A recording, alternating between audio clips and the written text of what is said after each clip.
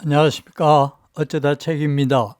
오늘 소개해드릴 책은 어린이라는 세계, 지은이 김소영, 출판사는 사계절입니다. 그럼 책을 보겠습니다. 모 어린이 전용 공간을 만드는 일에 참여한 적이 있다. 기획 단계에서 의견을 보태고 거기 놓일 어린이 책 큐레이션에 참여한 것인데 그 인연으로 오프닝 행사에 초대도 받았다. 때는 1월 중순, 바깥은 춥고 행사장은 따뜻했다. 어린이들과 어른들이 삼삼오오 모여서 이야기를 나누고 책을 구경했다. 나는 공간을 둘러보다가 한 어린이를 보았다. 아늑한 구석에 놓인 의자에 편안한 자세로 앉아서 어린이는 책 읽기에 열중해 있었다. 어린이가 읽기에는 조금 두꺼운 책인 듯해서 슬쩍 보니 반갑게도 내가 큐레이팅한 책 중 한 권이었다. 나는 행사장의 부드러운 분위기에 힘입어 조심스럽게 말을 건넸다. 안녕하세요. 책 재미있어요? 네, 재미있어요. 저 실례좀 몇 살이에요? 8살요. 어린이는 그렇게 대답하고는 다급하게 정정했다. 아니, 9살이에요. 이번에 9살 됐거든요.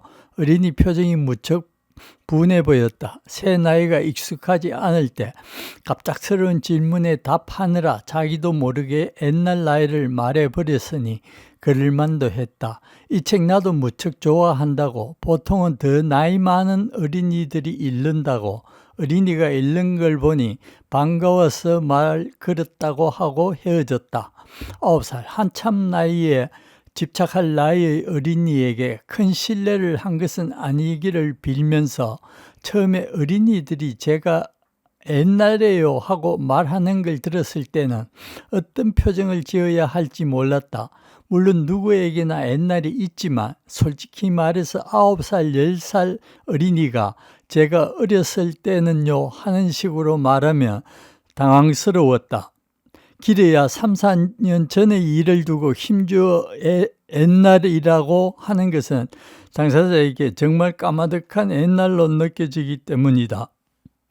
40살의 3년 전과 10살의 3년 전은 똑같은 기간이라고 보기 어렵다. 살아온 날들에 대한 비율로 따져보니 10살이 해상하는 7살 때는 40살에게는 20대 후반이 된다. 그런 만큼 어린이에게 어른은 엄청나게 오래 산 사람으로 여겨지기도 할 것 같다.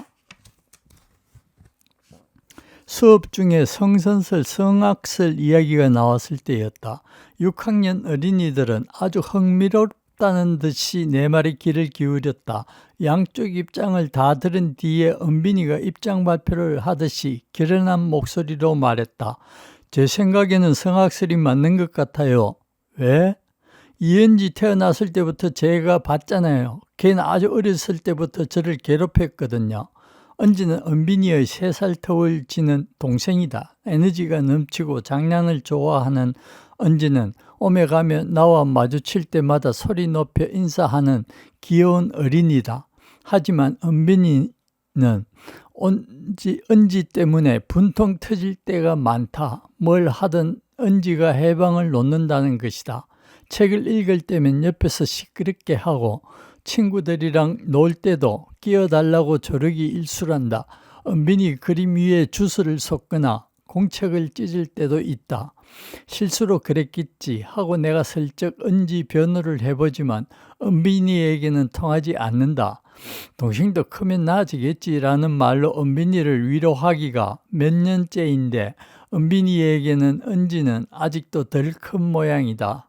성악설에 마음이 기우는 어린이가 은빈이 이쁘니까 동생에 대해 말해보라고 하면 억울한 사연 없는 언니, 오빠, 누나, 형이 없을 것이다.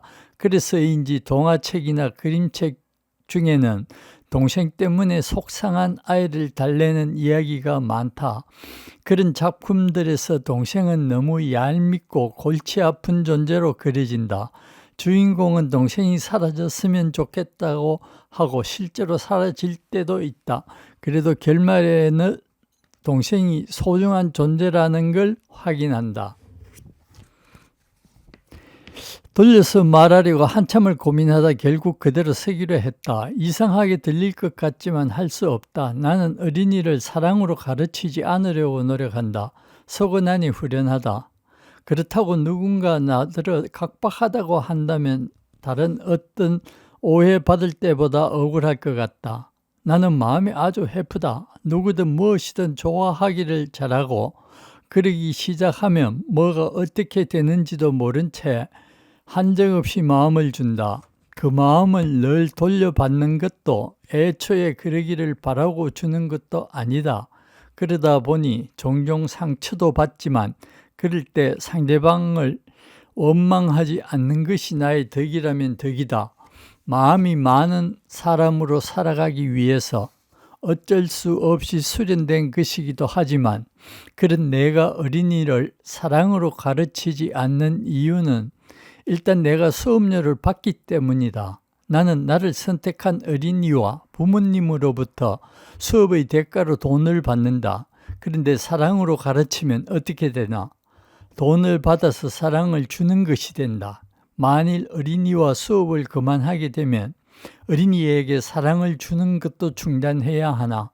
계속 사랑한다면 수업료를 내는 어린이들에게는 불공평하지 않나?